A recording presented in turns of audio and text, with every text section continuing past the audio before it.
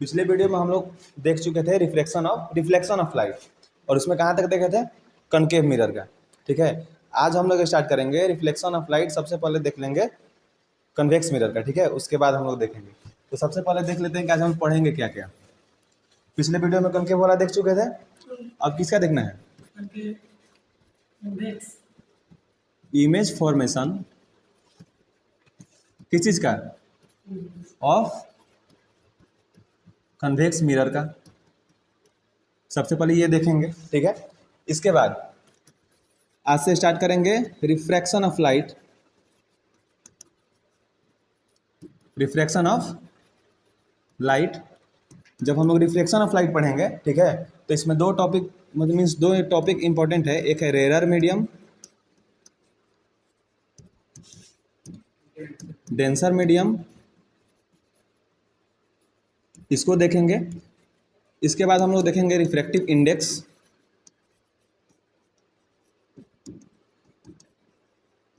Refractive index.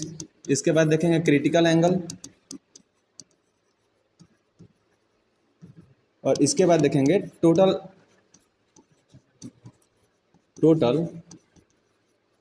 Internal refraction. ठीक है, एक मिनट यहाँ से देखिए, उसको हम हिंदी बताते चलेंगे। ठीक है, आज हम लोग यही ये पूरा देखेंगे। सबसे पहले क्या देखेंगे? इमेज फॉर्मेशन कन्वेक्स मिरर का, क्योंकि हम लोग पिछले वीडियो में क्या देख लेते हैं? कन्वेक्स मिरर का देख चुके थे। फिर रिफ्लेक्शन ऑफ लाइट, रेयर और डेंसर क्या होता है, रिफ्लेक्टिव इंडेक्स क्या होता है, क्रिटिकल एंगल क्या होता है, उसके बाद टोटल इंटरनल रिफ्लेक्शन। जब इतना पढ़ लेंगे, इसके बाद हम लोग शुरू करेंगे लेंस को। ठीक है, ये पढ़ने के बाद ही लेंस शुरू करेंगे। इससे समझ क्या होगा? थोड़ा ज़्यादा होगा। तो जैसा कि हम लोग पिछले वीडियो में देखे थे, ठीक है, कि रिफ्लेक्शन ऑफ लाइट में कनकेव मिरर का देखे थे। मिरर पढ़ने से पहले हम लोग कुछ इमेज फॉर्मेशन का रूल देख लिए थे कि इमेज कैसे फॉर्म होता है। उससे आसानी से हम लोग इमेज को फॉर्म कर रहे थे, और उसमें भूलने का कोई चांस ही नहीं है। इसी तरीके से आप किसका देखेंगे? इमेज फॉर्मेशन किस चीज़ का? कन्वेक्स मिरर का।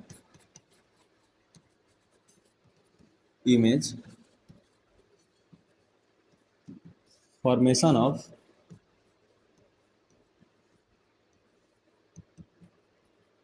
Convex mirror.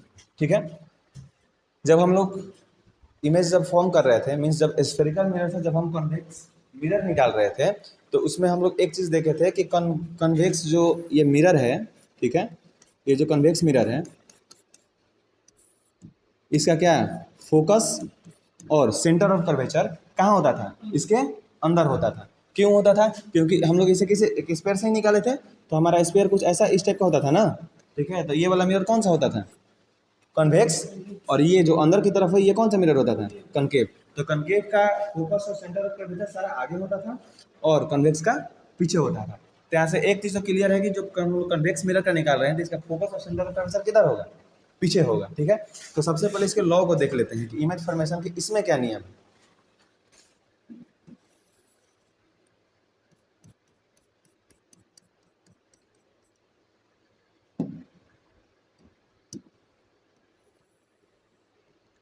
यहाँ पे क्या था? Centre of curvature.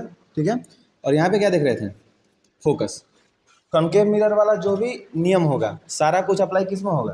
Convex mirror में भी। उसमें भी जब कोई लाइट, रे ऑफ लाइट पैरेलल जा रही थी, ठीक है, तो किससे गुजर रही थी? काट के। जब कोई रे ऑफ लाइट पैरेलल जाती है तो कहाँ से गुजरती है? जब कोई रे ऑफ लाइट पैरेलल जा रही थी तो कहाँ से गुजर रही थी? फोकस से। और जब कोई रे ऑफ लाइट फोकस से जा रही है तो कहाँ से गुजर रही थी? पैरेलल। जस्ट अपोजिट हो रहा था। उसी तरीका से जब हम लोग ये कौन सा मिरर देख रहे हैं? कन्वेक्स मिरर देख रहे हैं, तो इसमें भी तो हमको पता होना चाहिए कि जब कोई रे ऑफ लाइट पैरेलल जाती है तो कैसे काटती है और कैसे नहीं काटती है। तो यहाँ से इसका पहले थोड़ा सा इसका नियम देख लेते हैं। देखिए, हमको पता है कि इसका क्या है, सब कुछ पीछे होता है, यानी फोकस पीछे होगा, सेंटर ऑफ कर्वेचर पीछे होगा। लेकिन जब कोई हम ऑब्जेक्ट को रखेंगे तो कहाँ रखेंगे? मिरर के पीछे तो रख नहीं सकते हैं। कहाँ रखेंगे? उसके मिरर को आगे ही रखेंगे ना। तो यानी जाहिर सी बात है, हम किसी भी ऑब्जेक्ट को कहाँ रखेंगे? मिरर के आगे ही रखेंगे। ठीक है, तो ऐसा एज्यूम करते हैं कि हमारा कोई ऑब्जेक्ट है, ये क्या है? ए और बी है, तो इसमें दिक्कत नहीं है। अब नियम बोलता है, जैसे कनकेव मिरर में बोल रहा था, तो बोलता है कि जब कोई रे ऑफ लाइट कैसे जाती है? पैरेलल जाती है। किसके? प्रिंसिपल एक्सिस के। जब कोई ray of light principal axis parallel जाती है तो फोकस से काटती थी, क्योंकि ये कन्वेक्स मिरर है तो ये लाइट को क्या करता है, डाइवर्ज करता है, मतलब लाइट को फैलाता है, ठीक है। कॉनकेव मिरर लाइट को क्या करता है, कंजर्व, यानी एक जगह पे लेके आता है। कहने का मतलब है अगर ये होता है हमारा ये वाला मिरर, ये देखिए ये क्या है, कन्वेक्स है, ठीक है। जब कोई इस पर लाइट जाएगी ना तो टकरा के डाइवर्स हो जाएगी, यानी इधर उधर चली जाएगी, यहाँ भी लाइट जाएगी तो टकरा कहाँ हो जाएगी, डाइवर्स हो जाएगी। लेकिन अगर हम लोग कनकेव मिरर में जाएंगे, सॉरी कनकेव मिरर में, ठीक है, इस टाइप से जब हम लोग किसमें जाते थे, कनकेव मिरर में, तो हमको पता था जब लाइट यहाँ से टकरा रही थी तो कहाँ जा रही थी, मीन्स हम लोग एक सारा क्या देख रहे थे, टकराने के बाद ये क्या हो रही थी, कंजर्व हो रही थी। यानी दो टाइप देखे, कनकेव मिरर क्या होता है, कंजर्व करता है, और कन्वेक्स मिरर क्या करता है, डाइवर्ज करता है, यानी इधर उधर छीट देता है। तो हमको पता है कि जब ये रे ऑफ लाइट जाएगी तो ये कंजर्व नहीं होगी, ये लाइट को क्या करेगा, वापस फेंक देगा। और रिफ्लेक्शन ही हम लोग वही रिफ्लेक्शन भी जानते हैं, रिफ्लेक्शन होता क्या है, जब कोई रे ऑफ लाइट आए और उसी मीडियम में वापस चली जाए, ठीक है। तो यहाँ रे ऑफ लाइट गया, ये क्या कर लेगा, इधर चला जाएगा।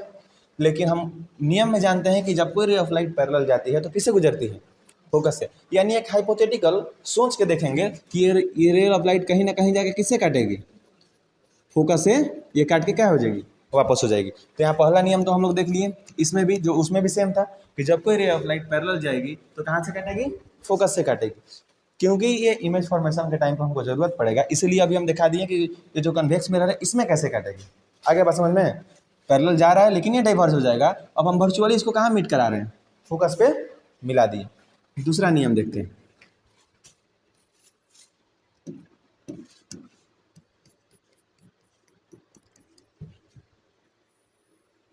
ये हो गया, ठीक है। ये कौन सा मिरर है, कन्वेक्स मिरर, कन्वेक्स, ठीक है। ये कौन सा दर्पण है, उत्तल दर्पण है, ठीक है। अब पहला नियम देख लिए। दूसरा नियम हम क्या देख रहे हैं कि जब कोई रे ऑफ लाइट कहाँ से, फोकस से जाएगी, यानी कोई रे ऑफ लाइट अगर ये एफ यानी फोकस से पास करेगी, ठीक है, तो इस ये क्या होगी, ये क्या होगी, यानी इसको एज्यूम करेंगे ये पैरेलल होके कहाँ हो जाएगी, वापस चली जाएगी। ये भी बात क्लियर है, समझ आ रहा है। जब कोई रे ऑफ लाइट क्या इंसिडेंट हो रही है तो जब ये एज्यूम करते हैं, क्योंकि फोकस हमारा पीछे है इसलिए हमको एज्यूम करना पड़ रहा है, अगर कोई फोकस से जाएगा तो कहाँ से निकलेगा, पैरेलल निकल जाएगा। यानी यहाँ से नियम लॉ हमारा सेकंड भी एकदम अच्छे से फुलफिल हो गया। और कैसे कट रहा है ये बात समझ में आ रहा है ना, क्योंकि इमेज फॉर्मेशन के दौरान हम काटेंगे। रे ऑफ लाइट इंसिडेंट आई, इसको कौन सा रे बोलते हैं, इंसिडेंट रे बोलते हैं, ठीक है। और ये रिफ्लेक्ट होकर कहाँ गया, पैरेलली चला गया, यानी इसको कौन सा रे बोलते हैं, रिफ्लेक्टेड रे, ठीक है। यहाँ तक क्लियर है। तो दो नियम हम लोग समझ लिए। अब तीसरा समझते हैं। तीसरा उसमें क्या था कि जब कोई ray of light centre of curvature पर डायरेक्ट पड़ती है तो डायरेक्ट वापस चली जाती है, ठीक है। तो इसमें भी देखते हैं।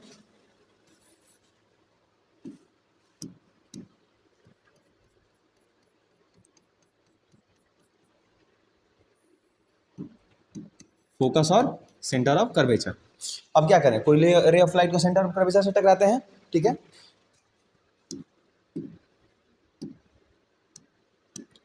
अब कोई रे ऑफ लाइट किसे टकरा रहे हैं, सेंटर ऑफ कर्वेचर से। तो हमको पता है कि जब भी कोई ray of light centre of curvature से टकराती है तो टकरा कहाँ चली जाती है, वापस चली जाती है। यानी जैसे आया वैसे ही क्या चला जाए, वापस भी चला जाएगा। तीनों नियम हो गया, ठीक है। अब इसी तीनों नियम के हिसाब से हम लोग कन्वेक्स मिरर का भी इमेज क्या करेंगे, मीन्स फॉर्म करेंगे। देखिए एक बार फिर से इसको तीनों को देख लेते हैं। पहला हम लोग देखें कि जब कोई रे ऑफ लाइट पैरेलल आ रहा है, कैसा रे ऑफ लाइट आ रहा है, पैरेलल आ रहा है, यानी पैरेलल क्या हो रहा है, इंसिडेंस हो रहा है। तो टकरा के कैसे जा रहा है, फोकस होके जा रहा है, यानी रिफ्लेक्टेड रे किसे जा रही है, फोकस से जा रही है। बात ये क्लियर हो गया। सेकंड वाला, जब कोई रे ऑफ लाइट फोकस से जाती है यानी इसका इंसिडेंस कहाँ हो रहा है, इंसिडेंट कहाँ हो रहा है इसका, फोकस पे। यानी जब कोई इंसिडेंस कहाँ करता है, फोकस पे, तो ये टकराने के बाद कहाँ जाती है, रिफ्लेक्टेड कैसे हो रही है, पैरेलल हो रही है। ये भी बात क्लियर हो गया। तीसरा, जब कोई ray of light means incident कहाँ हो रही है, सेंटर ऑफ कर्वेचर पे, सी पे, और रिफ्लेक्टेड भी कहाँ से हो रहा है, सी से ही, मीन्स उधर से क्या हो जा रही है, वापस चली जा रही है। अब हम लोग देखते हैं इमेज फॉर्मेशन किस चीज़ का, कन्वेक्स मिरर का। कन्वेक्स मिरर में मात्र दो ही केस बनता है इमेज फॉर्मेशन का, क्योंकि यहाँ focus of centre of curvature कहाँ है, पीछे है। तो जब भी हम अगर इमेज रखेंगे तो इमेज रखने का केस कितना बन सकता है, क्योंकि अब ये हमारा कैसा मिरर है, कन्वेक्स है, यानी उत्तल दर्पण है, उत्तल दर्पण है। अब हम जानते हैं कि हमारा focus of centre of curvature कहाँ है, पीछे है, ठीक है। और ये हमारा प्रिंसिपल एक्सिस है, तो हम कहाँ कहाँ ऑब्जेक्ट को रख सकते हैं। और ये भी बात पता है कि ऑब्जेक्ट हमेशा मिरर के कैसे रहेगा, सामने ही रहेगा। तो मिरर का सामने तो कुछ है नहीं, ना ही इधर फोकस है और ना ही इधर सेंटर ऑफ कर्वेचर है, तो हम कहाँ कहाँ रख सकते हैं। या हाँ, जाहिर सी बात है, या तो मिरर के कहीं भी सामने रख सकते हैं, या यहाँ रखें, या यहाँ रखें, या यहाँ रखें। कोई तो दिया नहीं है कि फोकस और पोल के बीच में रखेंगे या सेंटर ऑफ कर्वेचर में रखेंगे, क्योंकि हमारे कन्वेक्स मिरर में फोकस और सेंटर ऑफ कर्वेचर इधर था, तो उधर तो ऑप्शन बन रहा था कि या तो सेंटर ऑफ कर्वेचर पे रखते हैं, या फोकस पे रखते हैं, या पोल पे रखते हैं। लेकिन इसमें तो कुछ है नहीं। ये तो यहाँ केस क्या बनेगा, या आप इन फ्रंट ऑफ मिरर रखिए, यानी मिरर के सामने रखिए। एक पहला केस क्या बना, फ्रंट ऑफ मिरर, और दूसरा केस क्या बनता है, या इन्फिनिटी पे कहीं रख दें जहाँ हमको विजिबल ना हो, ठीक है। यहाँ कहाँ रखें, इन्फिनिटी पे रख दें। यहाँ दो ही केस बनेगा, ठीक है। उसमें याद करने के लिए ज़्यादा है, ठीक है, लेकिन इसमें याद करने के लिए सबसे क्या है, कम है। यहाँ दो केस बनेगा। सबसे पहला केस क्या बनेगा, या तो फ्रंट ऑफ मिरर रखें, मिरर के फ्रंट में रखें, या नहीं तो इन्फिनिटी में रखें, दो ही केस ना बनेगा। तो क्या करते हैं, अब रख के देखते हैं, ठीक है।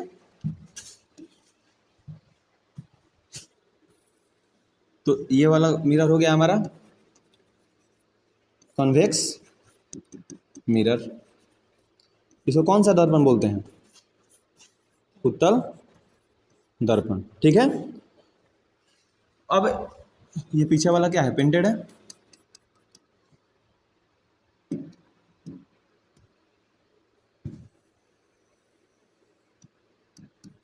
यहाँ फोकस है और यहाँ सेंटर ऑफ कर्वेचर है। तो इन फ्रंट ऑफ मिरर मतलब हम ऑब्जेक्ट को कहीं भी रख सकते हैं, ठीक है। तो एक एज्यूम करते हैं कि ऑब्जेक्ट हमारा कहाँ रखा गया, यहाँ पे रखें ऑब्जेक्ट, कोई दिक्कत है। यानी इसको क्या बोलते हैं, ए और बी, कोई दिक्कत तो है नहीं। इसको क्या बोलते हैं, पोल, ये भी पता है।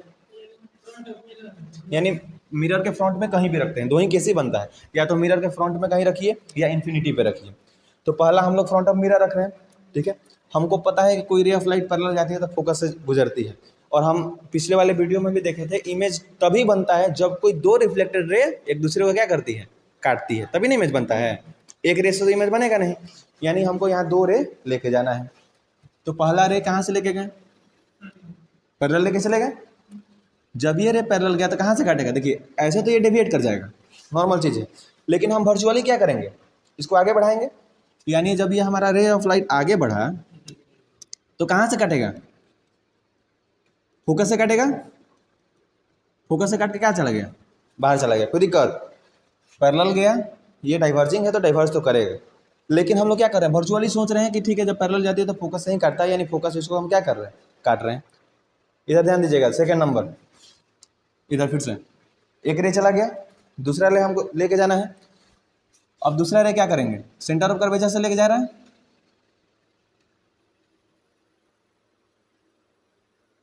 लेके चलेगा सेंटर ऑफ कर्वेचर से दूसरा वाला रे। अब हमको क्या दिख रहा है, जब कोई ray of light centre of curvature से जाती है तो वापस कैसे आती है, यानी सेंटर ऑफ कर्वेचर से ही क्या चली जाएगी, वापस चली जाएगी, ठीक है। तो कहाँ काट रहा है, पोल और फोकस के बीच में यहाँ काटा, काटा ना, पोल और फोकस के बीच में। ए और क्या हुआ, बी, यानी इमेज कहाँ बना, मिरर के पीछे, पीछे बना। इसका हाइट इसके हाइट में कुछ अंतर है, यानी इसका हाइट बड़ा है कि नहीं है, इससे बड़ा है ना। यानी ऑब्जेक्ट का हाइट बड़ा है किससे, इमेज से। फिर से इसको समझते हैं, जब कोई रे ऑफ लाइट पैरेलल ले गया तो फोकस से काटा, और सेंटर ऑफ कर्वेचर से ले गया तो वापस चला गया। इमेज कहाँ बना, बिहाइंड द मिरर। हमको पता है कि जब बिहाइंड द मिरर बनता है तो इमेज कैसा बनता है, वर्चुअल, वर्चुअल और सीधा बनता है ना। यानी ये इमेज कैसा बना, सीधा, और बना कैसा, वर्चुअल। तो यहाँ से दो तीन चीज़ देखते हैं। सबसे पहला, बड़ा नहीं है, छोटा बनेगा, ठीक है, इसमें कैसा बनेगा, छोटा बनेगा। इमेज कैसा बना, वर्चुअल बना, कोई दिक्कत है इसमें, इमेज वर्चुअल बना। साइज इसका कैसा होगा, डिमिनिश्ड यानी छोटा, डिमिनिश्ड छोटा होगा। वर्चुअल यानी इरेक्ट होगा, वर्चुअल इरेक्ट यानी सीधा बना, ठीक है। और बिहाइंड द मिरर बना, कहाँ बना, बिहाइंड द मिरर, यही ना केस बनता है, और कुछ यहाँ बनेगा, यानी इमेज हमारा छोटा नहीं बना इसमें, क्या उठा हुआ है,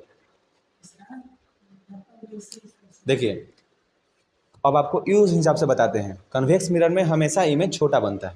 एग्जाम्पल के तौर पे देखते हैं, गाड़ी के जो साइड में मिरर लगता है वो मिरर कौन सा लगता है, कन्वेक्स मिरर, ठीक है। तो बड़े बड़े ट्रक आते हैं, बड़े बड़े कार आते हैं, तो कैसा इमेज दिखता है, छोटा छोटा इमेज दिखता है। मॉल में जो लगाया गया जाता है, ठीक है, मॉल में देखेंगे गोल गोल शीशा टाइप लगाया रहता है अलग अलग जगह पे, वो कैसे लगाया रहता है, वो कन्वेक्स मिरर, उसका इमेज देखिए कैसे उठा हुआ रहेगा। कारण क्या होता है, बहुत सारे लोग होते हैं वहाँ पे और सबको छोटा छोटा इमेज करके दिखाता है। तो एक बात ध्यान रखना है, कन्वेक्स मिरर में हमेशा इमेज छोटा ही बनेगा, ठीक है, कोई दिक्कत। अब इसमें छोटा कहाँ बना, मीन्स एक बात और देख लेते हैं एग्जाम्पल के तौर पे। क्या हमको पता है कि इन फ्रंट ऑफ मिरर आप जहाँ भी रखिए, मतलब कहने का मतलब है कि ये अगर हमारी गाड़ी का आईना है, आप कहीं भी रखिए तो इमेज कैसा बन रहा है, छोटा ही बन रहा है, इसमें तो कुछ दिक्कत है नहीं। या इन्फिनिटी पे रखिए, अब क्योंकि हम लोग इन्फिनिटी वाले इमेज को विजिबल नहीं कर पाते हैं, ठीक है। या ऐसा मान लीजिए कोई इमेज हमको बहुत दूर से गाड़ी आती हुई दिख रही है, क्या उसको मेजर तो नहीं कर रहे हैं, यानी एज्यूम करते हैं कि इन्फिनिटी पे है, तो वो भी कैसा दिखता है, छोटा दिखता है। कोई कन्फ्यूजन है।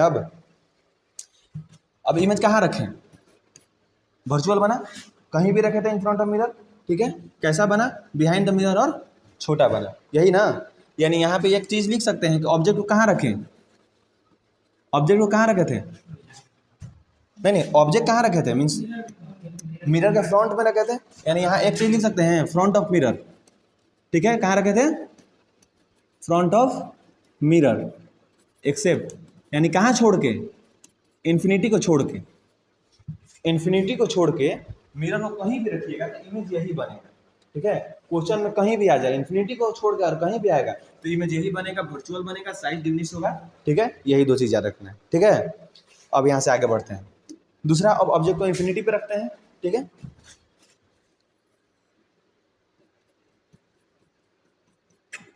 ये कौन सा है, फिर से वही कन्वेक्स, मतलब उत्तल दर्पण, कोई दिक्कत नहीं है। बीच वाला लाइन को क्या बोलते हैं, प्रिंसिपल एक्सिस, इसमें भी ये फोकस हुआ, ठीक है। ये क्या हुआ, सेंटर ऑफ कर्वेचर, और ये क्या हो गया, पोल। अब इमेज को कहीं भी इन्फिनिटी पे रख दे, कोई दिक्कत है, यानी इमेज हमारा कहाँ है, ये इन्फिनिटी पे, यहाँ भी इन्फिनिटी पे हो जाएगा, ठीक है। अब कहीं भी इन्फिनिटी पे रखें, क्योंकि उसका साइज बड़ा है तो आदमी कहीं भी रख सकता है। मान लीजिए यहाँ से एक रे ऑफ लाइट गई, यहाँ से रे ऑफ लाइट गई पैरेलल, यहाँ से भी कोई रे ऑफ लाइट गई पैरेलल, ठीक है। क्योंकि इन्फिनिटी पे है तो साइज तो उसका मैटर ही नहीं करेगा कितना बड़ा है कितना छोटा है, ठीक है। तो क्योंकि अगर यहाँ से रे ऑफ लाइट, यहाँ से रे ऑफ लाइट पैरेलल गई तो कहाँ काटेगी, रे ऑफ लाइट पैरेलल जाती है तो कहाँ से गुजरती है, फोकस से, यानी इसका भी रे ऑफ लाइट कहाँ से गुजरेगा, फोकस से, गुजर गया फोकस से, यानी ये वाली इंसिडेंट रे और ये वाली, क्योंकि ये ऐसा क्या हो जाएगी, रिफ्लेक्टेड हो जाएगी। हम एज्यूम कर रहे हैं कहाँ काट रही है, फोकस से काट रही है, ये दोनों रिफ्लेक्शन रे है। अब यहाँ पे इमेज कैसा बना, फिर से वर्चुअल बना, बना ना, यानी इसका इमेज कैसा बना, वर्चुअल। और वर्चुअल बोलते किसको हैं, जो इमेज के कहाँ बनती है, मतलब जो मिरर के कहाँ बनता है, पीछे बनता है, ठीक है। वर्चुअल एंड इरेक्ट हुआ, यानी सीधा है। साइज क्या होगा, छोटा, यानी हाईली डिमिनिश है। बात देखिएगा, यहाँ पे एक पॉइंट जैसा काट रहा है, ये यहाँ एक बहुत बड़ा, और यहाँ पे क्या पता है, एकदम पॉइंट से काट रहा है, यानी बहुत छोटा बनेगा, ठीक है। कैसा बनेगा, बहुत छोटा। तो यहाँ इसको क्या लिखेंगे, हाईली डिमिनिश्ड। कोई दिक्कत है इसमें, ये कोई दिक्कत नहीं है। इमेज कैसा बना, वर्चुअल, और साइज कैसा हुआ, हाईली डिमिनिश्ड हुआ। और इसमें कुछ होगा, और तो कुछ होगा नहीं। ऑब्जेक्ट को कहाँ रखे थे, इन्फिनिटी पे रखे थे ना, एट इन्फिनिटी। कोई दिक्कत, हमारा यहाँ से कन्वेक्स मिरर भी खत्म, कोई दिक्कत नहीं है। फिर से एक बार इसको देख लेते हैं। कन्वेक्स मिरर में मात्र दो ही केस बनता है, जब object in front of mirror है, कहाँ छोड़ के, इंफिनिटी छोड़ के। कैसा बना, वर्चुअल रेडियस बना और छोटा बना, ठीक है।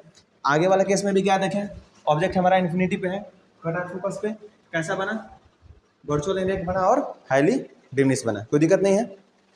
अब हम लोग स्टार्ट करते हैं रिफ्रैक्शन ऑफ लाइट, ठीक है।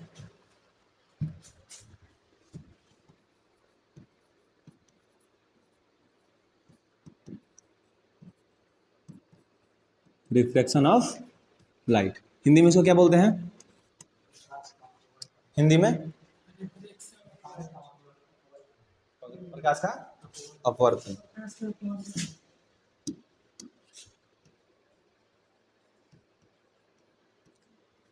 प्रकाश का अपवर्तन, यही बोलेंगे ना, ठीक है। सबसे पहले इसको हम लोग समझ लेते हैं कि होता क्या है, ठीक है, उसके बाद इसके डेफिनेशन पे जाएंगे। जैसा कि आप ये चीज़ तो हम लोग पहले भी पढ़ चुके हैं, यानी जब कोई रे ऑफ लाइट आके एक मीडियम से दूसरे मीडियम में ना जाकर उसी मीडियम में वापस चली जा रही थी, तो उसको क्या बोल रहे थे, रिफ्लेक्शन ऑफ लाइट। अब ये रे ऑफ लाइट क्या होगी, आएगी और आके दूसरे मीडियम में जाएगी, ठीक है। अब इसको क्या बोलेंगे, रिफ्रैक्शन ऑफ लाइट। लेकिन यहाँ पे कुछ कुछ हल्का सा क्या होगा, उसके पाथ में डेविएशन होगा। जैसे एग्जाम्पल के तौर पे समझते हैं, ये हमारा क्या है, मानते हैं ये कोई सरफेस है, ठीक है। हमारी रे ऑफ लाइट एक आई रे ऑफ लाइट, इस लाइन को क्या बोलेंगे, इस रे को क्या बोलेंगे, इंसिडेंट रे, ठीक है। इंसिडेंट रे बोलते हैं। हमको पता है कि ये ड्रॉ करते हैं नॉर्मल, नॉर्मल ड्रॉ करेंगे। यहाँ भी ये कैसे क्या कर दिया, नॉर्मल ड्रॉ की, क्योंकि ये क्या है, रिफ्लेक्शन है, तो ये टकरा के वापस तो जाएगी नहीं, दूसरे मीडियम में जाएगी। यानी इसको क्या बोलते हैं, मीडियम वन, और इसको क्या बोलते हैं, मीडियम टू बोलते हैं, कोई दिक्कत नहीं है, मीडियम टू बोलते हैं। यानी ये दूसरे मीडियम में जाएगी। जब ये दूसरे मीडियम में जाएगी तब ये क्या करेगी, देखिए इसको एक्चुअल में कहाँ जाना चाहिए था, हम लोग पहले वाले रिफ्लेक्शन में देखे थे, angle of i equal to angle of r होता था। यानी जितना ये एंगल बना के आती थी उतनी ही एंगल पे हो जाती थी, ठीक है। अगर इस हिसाब से अगर इसको देखें, मतलब जितना ही रिफ्लेक्शन होना चाहिए था, मीन्स ये वाला जो आर है ये अगर बराबर होता तो ये ऐसे जाते। यहाँ बात थोड़ा समझना है, इनकी ध्यान दीजिएगा। एंगल आई और एंगल आर दोनों बराबर होता था रिफ्लेक्शन में, ठीक है। अगर दोनों मान लीजिए, अगर इसका भी एंगल 30 डिग्री, ठीक है, और ये भी एंगल 30 डिग्री बना के जाए, तब ना ये दोनों का एंगल बराबर होगा, ठीक है। हाँ, लेकिन कोई भी रिफ्लेक्टेड रे हो अगर सेम एंगल बना के जाएगी तो जाहिर सी बात है तब ना उसका एंगल बराबर बोलेंगे। तो इसको जाना तो चाहिए था एकदम कैसे, एकदम नॉर्मल सेम ही एंगल बना के। लेकिन ये रिफ्लेक्शन में क्या होता है, ये सेम एंगल बना के ना बना के या तो कुछ नॉर्मल से और दूर चली जाती है, और नहीं तो नॉर्मल से कुछ और नज़दीक आ जाती है।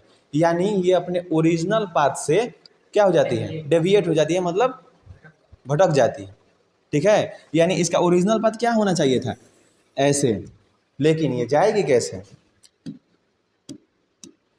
मानते हैं कि ये एक रेयरर मीडियम है और ये कैसा मीडियम है, डेंसर मीडियम है, ठीक है। जब भी कोई, अब ये भी बताएंगे आगे कि रेयरर से डेंसर में क्या होता है। इसका ओरिजिनल पाथ क्या होना चाहिए था, ये होना चाहिए था, लेकिन ये यहाँ पे ना जाके थोड़ा सा इससे पाथ चेंज करके ऐसे जा रही है, नॉर्मल तब क्या हो रही है, झुक रही है। यानी एक बात हमको पता चल गया कि रिफ्लेक्शन ऑफ लाइट उसी को बोलते हैं जब कोई रे ऑफ लाइट एक मीडियम से दूसरी मीडियम में जाए तो क्या हो, अपने पाथ से डेविएट हो जाए, उसी को ना बोलेंगे रिफ्लेक्शन ऑफ लाइट। नहीं, इसका अलग अलग केस है, हम बताएंगे, ठीक है। यानी एक चीज तो इतना तो डिफिनीशन में लिख सकते हैं ना कि जब कोई रे ऑफ लाइट एक मीडियम से दूसरी मीडियम में जाएगी तो क्या अपने ओरिजिनल पाथ से डेविएट हो जाएगी, उसको क्या बोलते हैं, रिफ्लेक्शन ऑफ लाइट बोलते हैं। अब इसको यहाँ पे एक बार इसका डिफिनीशन लिख लेते हैं, यहीं पे लिख देते हैं। व्हेन अ रे of light propagate from one medium to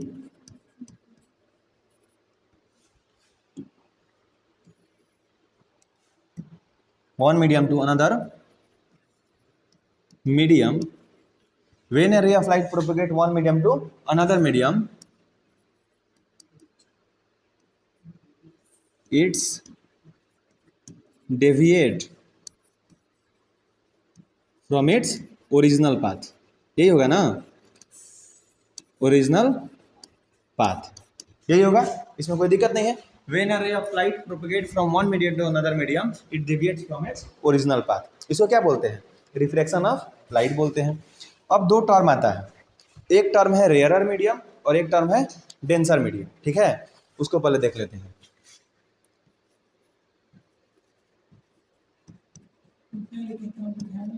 बता देते हैं। रेयरर मीडियम, ठीक है, अब ये नया आ रहा है, ये रिफ्लेक्शन में नहीं है, ठीक है, क्या, हाँ, ये रिफ्लेक्शन ऑफ लाइट का हम लोग डिफिनीशन लिखे थे, ठीक है। अगर हिंदी में लिखना है तो क्या बोलेंगे, जब कोई क्या किरण एक मीडियम से दूसरे मीडियम में आती है तो अपने वास्तविक रास्ते से भटक जाती है, यानी इसको क्या बोलते हैं, हाँ, ठीक है, उसको क्या बोलते हैं, रिफ्लेक्शन ऑफ लाइट। अब सघन और विरल क्या होता है, यही तो आप देख रहे हैं, ठीक है। रेयरर मीडियम एक होता है और दूसरा क्या होते हैं, हाँ, डेंसर, ठीक है।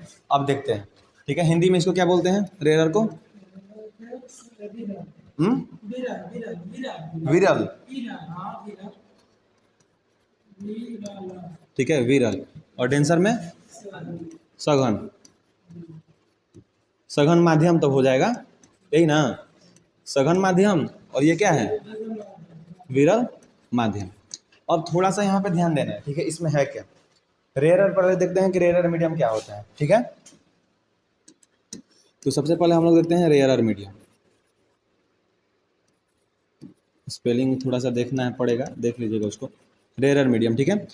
रेयरर मीडियम में होता क्या है, एक मिनट फिर से यहाँ ध्यान दीजिए, रेयरर मीडियम में क्या होता है, हमको पता है कि रिफ्लेक्शन ऑफ लाइट में दो मीडियम होता है, एक मीडियम से आती है दूसरे मीडियम में चली जाती है, तो रेयरर मीडियम में उस मीडियम को बोलेंगे जिसमें स्पीड ऑफ लाइट ज़्यादा है, ठीक है। यानी अगर हमारा ये दो मीडियम है, एक सेकेंड, जरूरी नहीं है कि ऊपर वाला हो, अब लाइट कहीं से कहीं भी जा सकती है,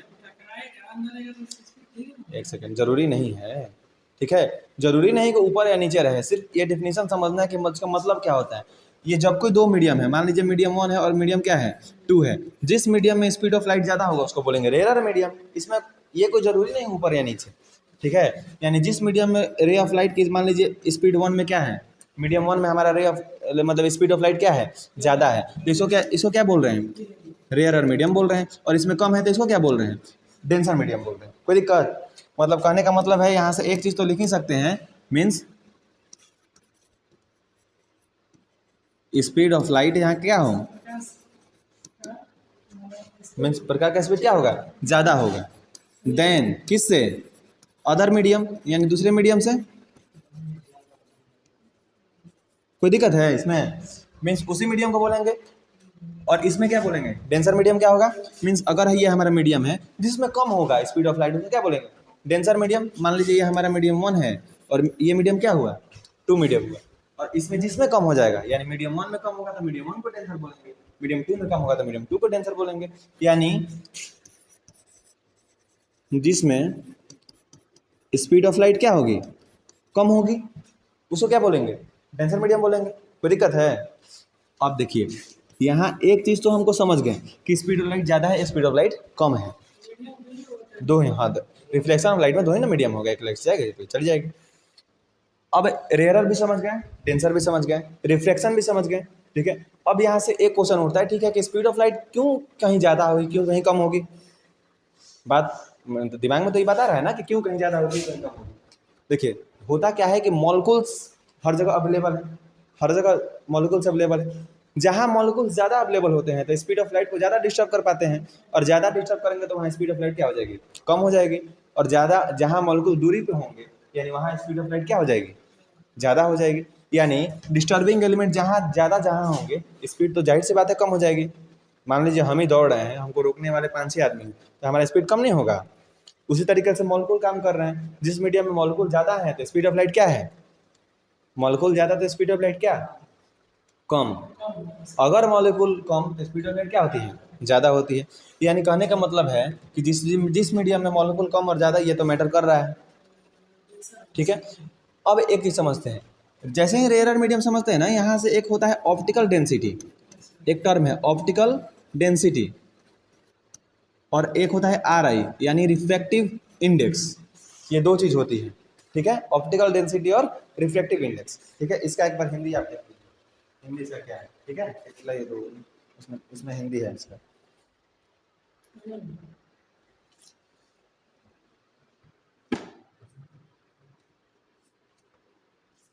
इसका हिंदी था इसमें,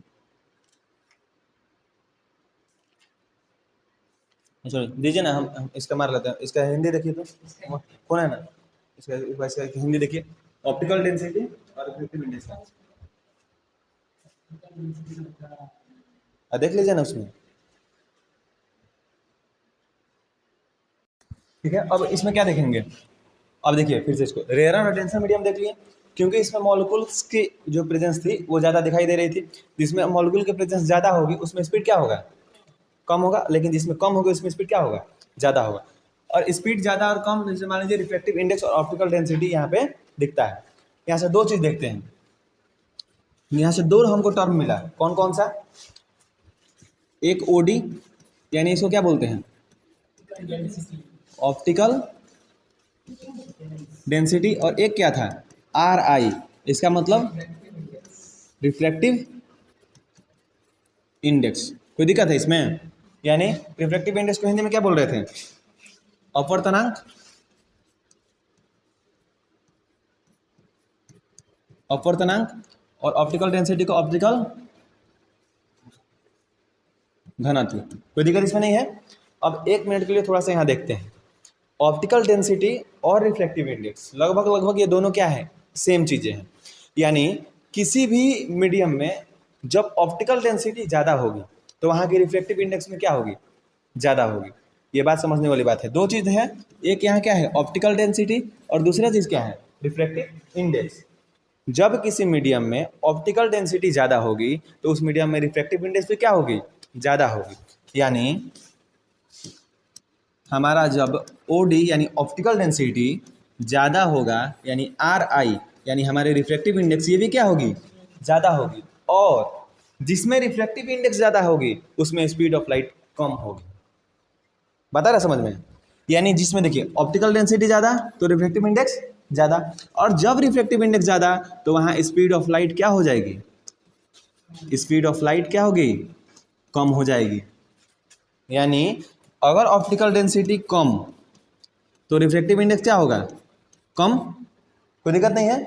और जब रिफ्रैक्टिव इंडेक्स ऑप्टिकल डेंसिटी दोनों कम है तो यहाँ स्पीड ऑफ लाइट क्या हो जाएगी, स्पीड ऑफ लाइट ज़्यादा हो जाएगी। कोई दिक्कत इसमें, कोई दिक्कत है।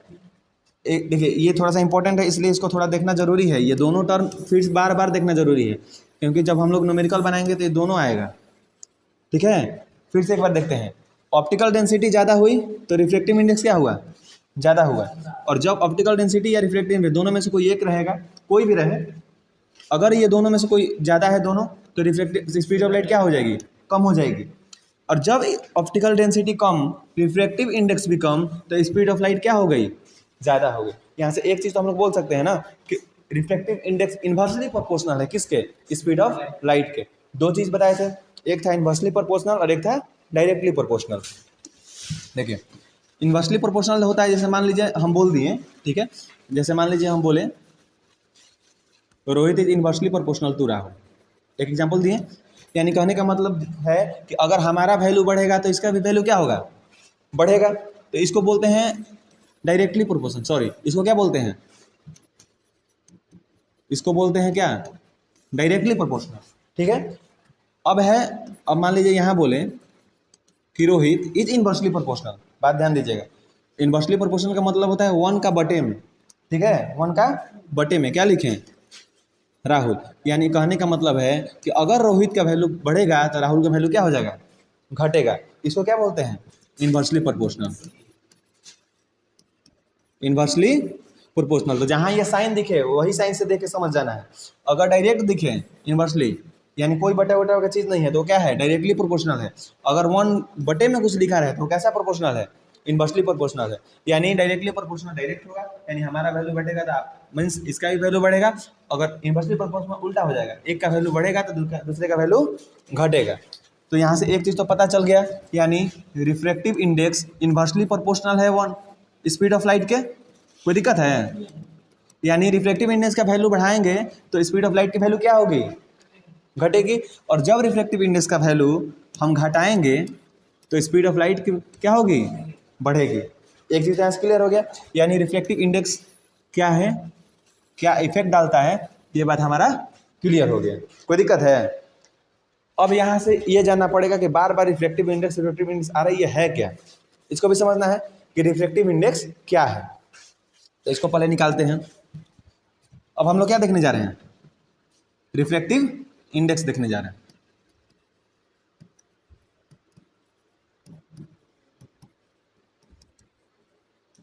रिफ्लेक्टिव क्या देख रहे हैं, इंडेक्स देख रहे हैं। ठीक है, ये रिफ्लेक्टिव इंडेक्स क्या है, अपवर्तनांक किसको बोल रहे थे, रिफ्लेक्टिव इंडेक्स को, हिंदी में तो कोई दिक्कत नहीं है। अब देखिए रिफ्लेक्टिव इंडेक्स क्या है।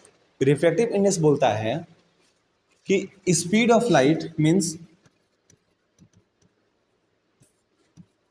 Velocity of light in vacuum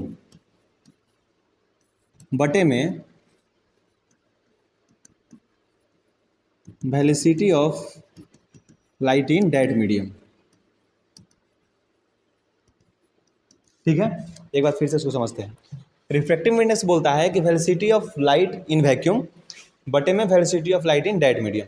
vacuum का मतलब होता है निर्वात, रिफ्रैक्टिव इंडेक्स का मतलब होता है कि निर्वात में स्पीड और जिसका निकालना है, जैसे मान लीजिए हम मेरे पास दो चीज़ दिया है, ठीक है, कि हमारा बोला कि आप वाटर का निकाल लीजिए, वाटर का रिफ्रैक्टिव इंडेक्स क्या है, आपसे पूछा तो हमको पता होता है कि speed of light in vacuum क्या है, वो चीज़ तो सबको पता है। तो मतलब वहाँ वो तो एकदम फिक्स है ना, तो उसको यहाँ पुट कर देंगे और बटे में इसका रिफ्लेक्टिव इंडेक्स दे देगा। ठीक है, अगर हमको दोनों का, एक सेकेंड, अगर हमको दोनों का स्पीड पता है तो रिफ्लेक्टिव इंडेक्स आराम से निकल जाएगा, निकल जाएगा। कोई दिक्कत है इसमें? यानी reflective index velocity of light in vacuum बटे में velocity of light in that medium, इसमें कोई दिक्कत तो है नहीं। अब रिफ्लेक्टिव इंडेक्स को डिनोट किससे करते हैं, सबसे पहला रिफ्लेक्टिव इंडेक्स को डिनोट करते हैं म्यू से। ठीक है, रिफ्लेक्टिव इंडेक्स को डिनोट किससे करते हैं, म्यू से। एक बार फिर से यहाँ समझिएगा, रिफ्लेक्टिव इंडेक्स को डिनोट किससे कर रहे हैं, म्यू से। इसका फार्मूला क्या हुआ, यानी speed of light in vacuum बटे में speed of light in that medium. कोई दिक्कत है इसमें? कोई दिक्कत है? कोई दिक्कत नहीं है। यानी यहाँ से हम लोग क्या क्या निकाल सकते हैं, अगर किसी का रिफ्लेक्टिव इंडेक्स पता है तो हम स्पीड भी निकाल सकते हैं। ठीक है, अगर दोनों का स्पीड पता है तो वहाँ से रिफ्लेक्टिव इंडेक्स भी निकाल सकते हैं। ठीक है, ये फॉर्मूला याद रखना है। अब इसके बाद आती है रिफ्लेक्टिव इंडेक्स को और अच्छे से देखना।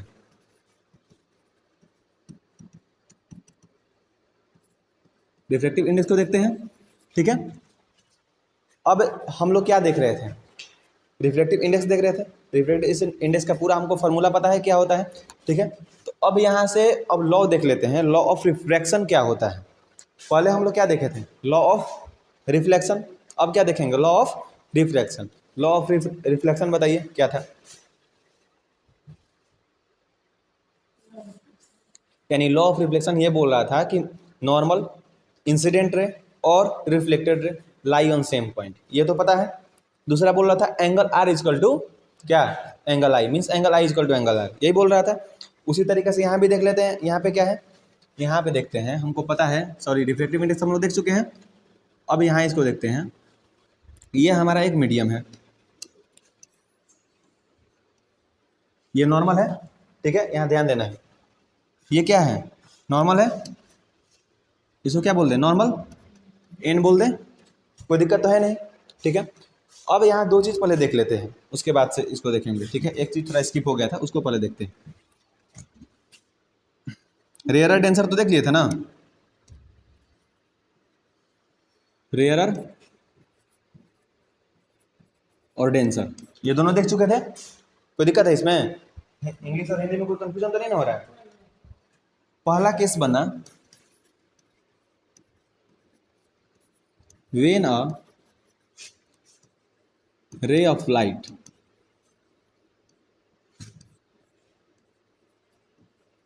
Goes from rarer to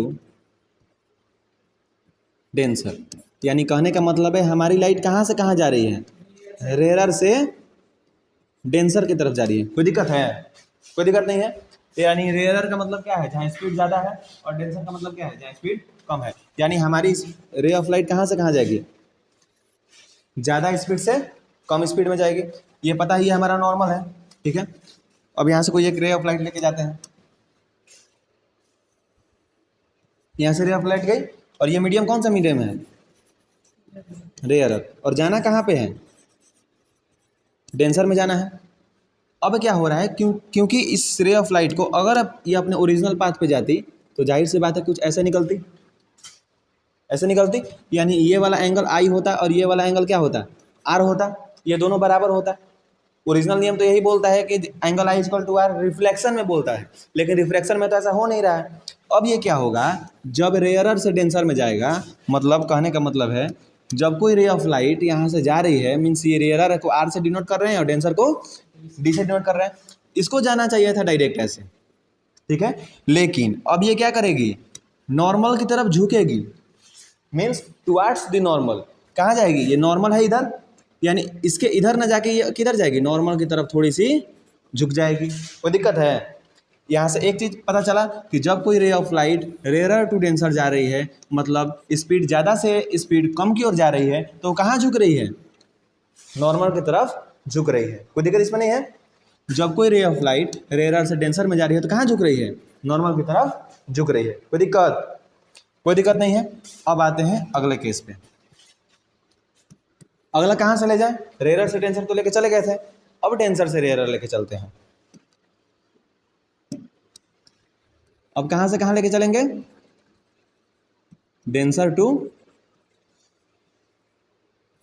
rarer लेके चलते हैं, ठीक है।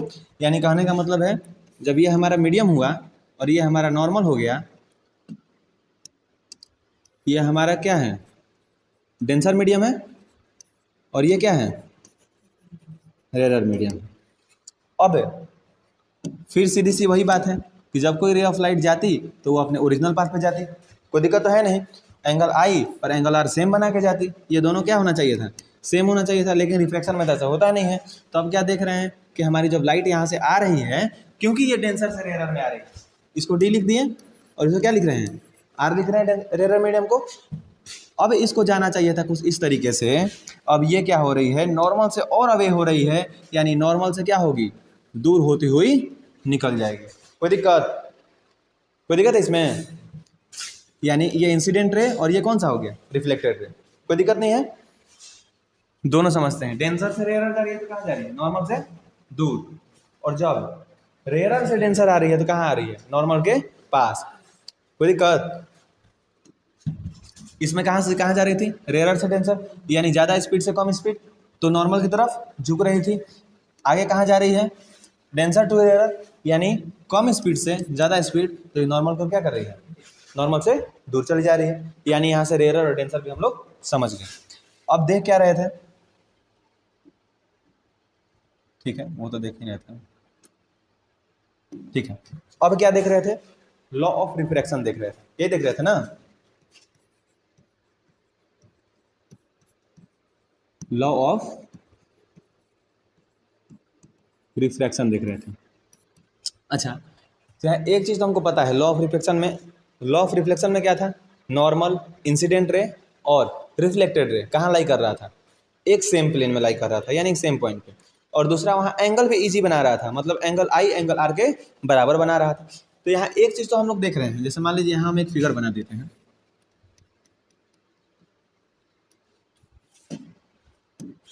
इसको नॉर्मल लिख दिए,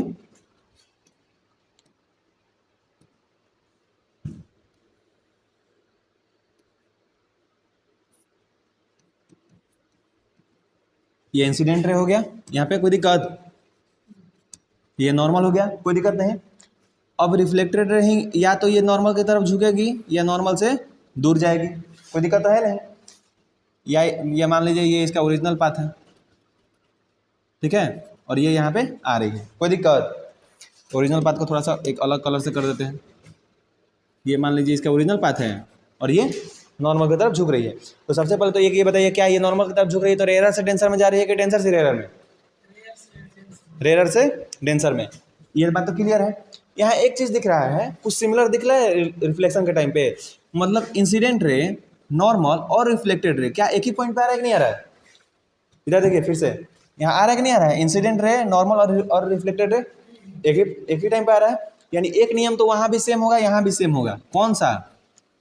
चलिए पहले यही लिखते हैं, रिफ्रैक्टेड रे, नॉर्मल एंड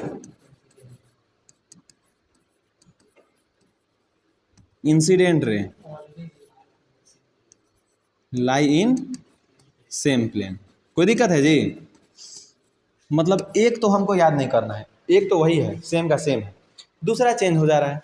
हमको पता है कि ये जो एंगल आई है ये आर के बराबर तो नहीं ना बना रहा है, ये तो पता है। अगर बनाता तो सिर्फ यही इसी पाथ पे चल जाता, या तो इससे ये थोड़ा सा दूर जा रहा है और नहीं तो इससे नज़दीक आ रहा है, यानी एंगल में चेंज है। तो दूसरा नियम तो नहीं यहाँ लग सकता है। दूसरा नियम क्या है? दूसरा नियम एक लगता है साइन आई बटे में साइन आर, इसको बोलते हैं स्नेल का नियम, स्नेल लॉ। ठीक है, साइन आई बटे में साइन आर, इसको भी देखेंगे ये हुआ कैसे। ठीक है, रटने वाला चीज एक भी नहीं होना चाहिए। साइन आई बटे में साइन आर, इसको क्या बोल रहे हैं? Snell law. यहाँ से दो नियम हो गया, दोनों नियम आसानी से याद हो जाएगा। हाँ, ये लॉ है, लॉ ऑफ रिफ्लेक्शन। वहाँ क्या था? लॉ ऑफ रिफ्लेक्शन का नियम था, वो क्या बोल रहा था? हाँ, ये अपवर्तन का नियम हो गया। दो ही नियम है। ठीक है, पहले वाले में क्या बोल रहा था? मिरर वाले में देख रहे थे, जब रिफ्लेक्शन में देख रहे थे क्या बोल रहा था? नॉर्मल रिफ्लेक्टेड रे, वहाँ नहीं, वहाँ पे वो नियम नहीं था। वो वहाँ पे थोड़ा सा वो चल गया था आगे नीचे तक। स्नेल नियम उसका नियम नहीं है, स्नेल नियम इसका है। ठीक है, साइन आर नहीं हो रहा था, वहाँ हो रहा था angle i equal to angle r हो रहा था, ये था।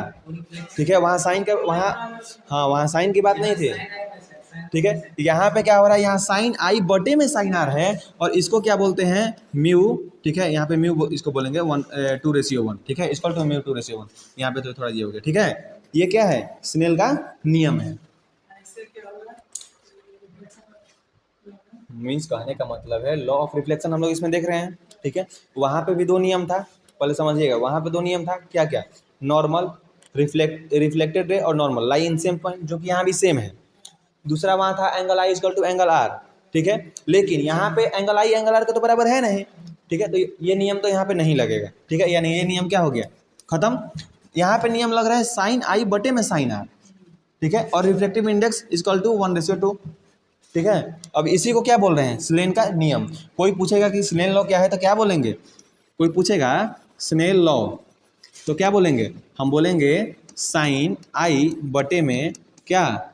Sign r equal to reflective 2:1। ठीक है, ये इसका फॉर्मूला है। कैसे है ये भी हम लोग देखेंगे इसको। ठीक है, इसको क्या बोलेंगे? स्नेल लॉ बोलेंगे। यही दूसरा नियम है। यानी पहला नियम हमारा क्या हुआ? ये जो कि उससे सेम है, और दूसरा नियम हमारा क्या हुआ? साइन आई बटे में सार इक्वल टू म्यू 1:2। और ये म्यू क्या है? हम लोग पहले देख चुके हैं। हाँ, ये लॉ ऑफ रिफ्लेक्शन में आता है। और ये क्या है? इसको क्या बोलते हैं? स्नेल का नियम बोलते हैं। कोई दिक्कत है इसमें? और इसको पहले क्या देख चुके हैं? ये क्या है? ये म्यू है क्या? क्या है ये? ये तो कांस्टेंट है, लेकिन म्यू किसको देख रहे थे? पहले रिफ्लेक्टिव इंडेक्स को भी क्या से बोलते थे? म्यू से बोलते थे। ठीक है, और लेकिन यहाँ पे ये क्या है? यहाँ पे ये कांस्टेंट है। क्या है? कांस्टेंट। कांस्टेंट मतलब उसका वैल्यू सेम रहेगा। ठीक है, कोई दिक्कत नहीं है। अब देख लेते हैं कि स्नेल लॉ आया कहाँ से। ठीक है, ये पहले देखते हैं। हमको पता है ये दो मीडियम होती है।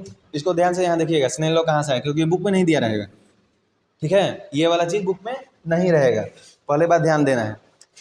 1 और 2 हो गया, एनसीईआरटी में मिलेगा, लेकिन बाकी ये जनरल कॉम्पिटिटिव के एग्जाम में नहीं मिलेगा, उस वाले बुक में नहीं मिलेगा। इसको क्या बोल रहे हैं? मीडियम 1 बोल रहे हैं। इसको क्या बोल रहे हैं? मीडियम 2 बोल रहे हैं। कोई दिक्कत नहीं है। हमको पता है एक रे, कोई ना कोई रे आएगी जिस रे को हम लोग इंसिडेंट रे बोलते हैं। ये रे आई, इस रे को क्या बोल रहे हैं? इंसिडेंट रे बोल रहे हैं ना।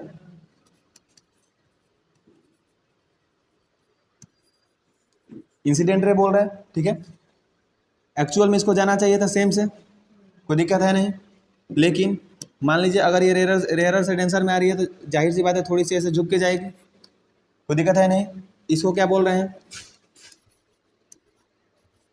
रिफ्रैक्टेड रे, रिफ्रैक्टेड रे। इसमें भी कोई दिक्कत है नहीं। अब गलती से ही नहीं कि रिफ्रैक्टेड की जगह रिफ्लेक्टेड यहाँ लिख दीजिए, वो नहीं है, ये अलग चीज़ है। रिफ्रैक्टेड अलग चीज़ है, हिंदी में तो अलग है लेकिन इंग्लिश में थोड़ा सा सेम है, इसलिए ये दोनों हो गया। ठीक है, अब ये मीडियम 1 था और मीडियम क्या है? ये 2 है। तो स्नेल लॉ बोलता है कि भैया ये वाला एंगल आई बना रहा है और ये एंगल आर बना रहा है, तो हमको इसका साइन का वैल्यू चाहिए। ये बोल रहा है, इसको रिफ्रैक्टिव इंडेक्स 1 बोल सकते हैं, U1, कोई दिक्कत है? इसको रिफ्रैक्टिव इंडेक्स 1 बोल सकते हैं इस मीडियम को, और इस मीडियम को रिफ्रैक्टिव इंडेक्स 2 बोल सकते हैं। यानी दोनों में स्पीड ऑफ लाइट का तो सेम है, तो रिफ्रैक्टिव इंडेक्स की जाहिर सी बात है अलग अलग होगा। यानी ये रेयर होगा, इसमें स्पीड ऑफ लाइट ज़्यादा होगी, ये डेंसर है तो स्पीड ऑफ लाइट कम होगी, तो दोनों का रिफ्लेक्टिव इंडेक्स तो अलग अलग होगा। यानी इसको μ1 बोल सकते हैं और इसको μ2 बोल सकते हैं। इसमें कोई दिक्कत है? कोई दिक्कत नहीं है। स्नेल का नियम बोलता है कि सर जी ये जो नियम है कौन? μ1 गुने ये साइन का वैल्यू बोलता है स्नेल लॉ, यानी साइन आई ये बराबर होगा किसके? इसका μ1 गुने साइन आई, यानी इसका μ1 और ये गुने क्या? साइन आई, किसके बराबर होगा? इसका μ2 के और गुने साइन आर के बराबर होगा। यही बोलता है स्नेल का नियम, ये भी बोलता है। अगर ऑप्शन में वो ना रखे ये रहे तो इसको भी टिक मारना है। ठीक है, यानी μ1 into sine i is equal to μ1 into sine r. कोई दिक्कत है? अब यहाँ से वो फॉर्मूला निकल जाएगा, साइन आई बटे में sine r equal to mu. कोई दिक्कत नहीं है। 1 2 यानी 2 और 1 हो गया। सेम फॉर्मूला है कि नहीं है? और कहाँ से निकला ये भी बात समझ लिए। कोई दिक्कत? फिर से एक बार देखते हैं, दो मीडियम है, हाँ ये तो कांस्टेंट है, ये तो कांस्टेंट है। यानी कहने का मतलब एक चीज़ यहाँ देख रहे हैं कि कैसे निकला। यानी एक मीडियम ये है और ये मीडियम 2 है। एक रे आती है, हमको पता है जब कोई रे आती है तो उसको इंसिडेंट बोलते हैं, और ये रिफ्लेक्ट होकर क्या आ जा रही है? दूसरे मीडियम में जा रही है। तो जाहिर सी बात है इसमें अगर ये रेयर या डेंसर जो भी हो तो स्पीड ऑफ लाइट तो इसमें क्या होगी? चेंज होगी। और जब स्पीड ऑफ लाइट अलग अलग है तो रिफ्लेक्टिव इंडेक्स भी दोनों का अलग अलग होगा। यानी बोल रहा है कि U1 यानी रिफ्लेक्टिव इंडेक्स 1 गुने साइन आई किसके बराबर है? रिफ्लेक्टिव इंडेक्स 2 गुने साइन आर के बराबर है। यहाँ से फॉर्मूला निकल गया। यानी स्नेल लॉ कहाँ से है इसको हम लोग जान लिए। इस नियम को क्या बोलते हैं? स्नेल का लॉ, स्नेल्स लॉ। कोई दिक्कत? इसमें कोई दिक्कत नहीं है। अब चलिए अब आगे चलते हैं क्रिटिकल एंगल की तरफ। ठीक है, किसके चलते हैं? क्रिटिकल एंगल की तरफ। क्रिटिकल एंगल का कांतरिक कोण शायद होता है हिंदी,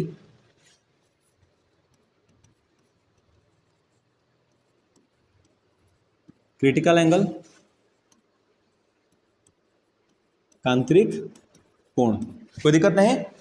ठीक है, अब इसको भी थोड़ा इंपॉर्टेंट है समझना। ठीक है, कांतरिक कोण क्या है? बुक में लिखे हुए लैंग्वेज से समझना क्या है? डिफिकल्ट है। और जब तक कांतरिक कोण नहीं समझेंगे तब तक पूर्ण कांतरिक कोण यानी टोटल इंटरनल रिफ्लेक्शन भी नहीं समझ में आएगा। तो यहाँ ध्यान दीजिए, क्रिटिकल एंगल क्या बोलता है?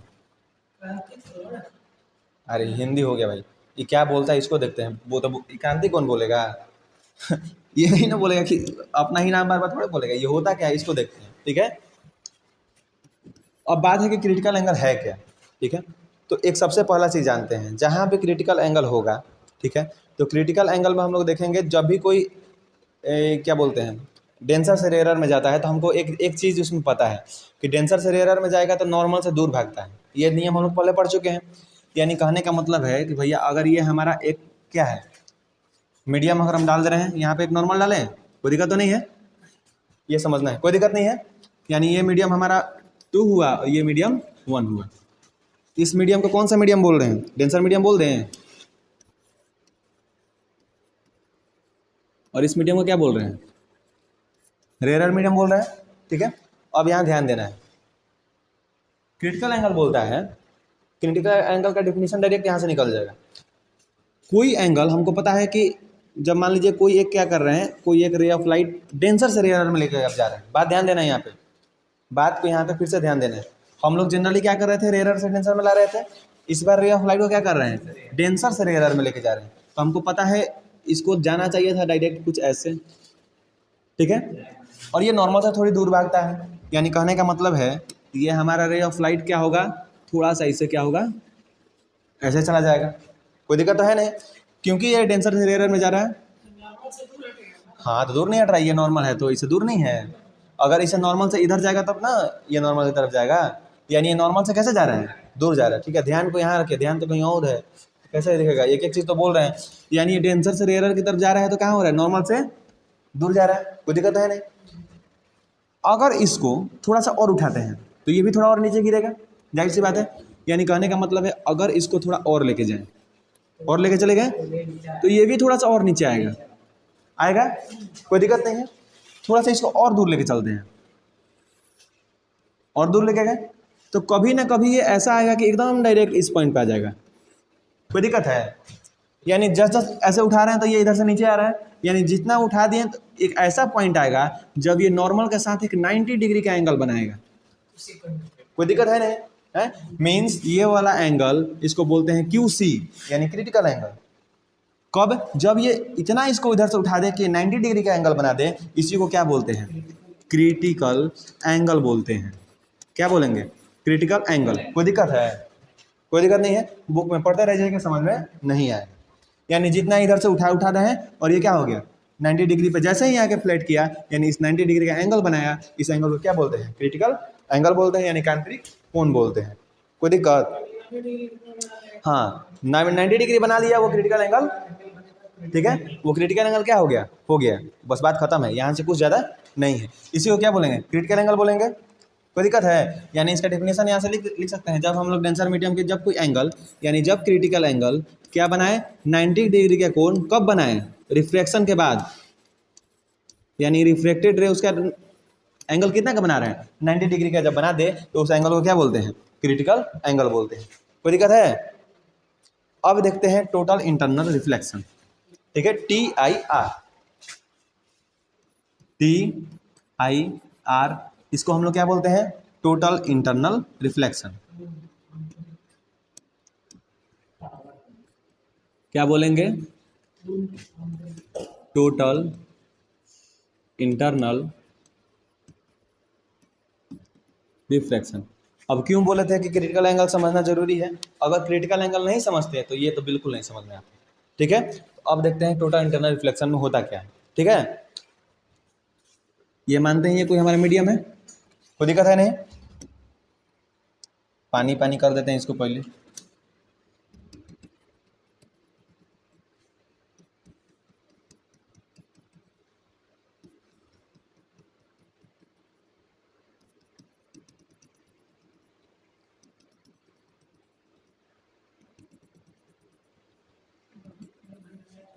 ये पानी हो गया, ठीक है।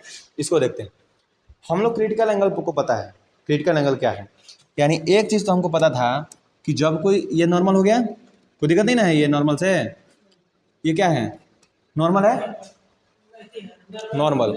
एक चीज़ हमको पता था, ये क्या है, डेंसर मीडियम, और ये क्या है, रेयरर मीडियम। ये भी कोई दिक्कत नहीं है इसको, हाँ ये क्या हो गया, डेंसर, और ये क्या हो गया, रेयरर, ठीक है। ये तो पानी है, तो पानी से कहाँ लेके जा रहे हैं, हवा की तरफ लेके जा रहे हैं।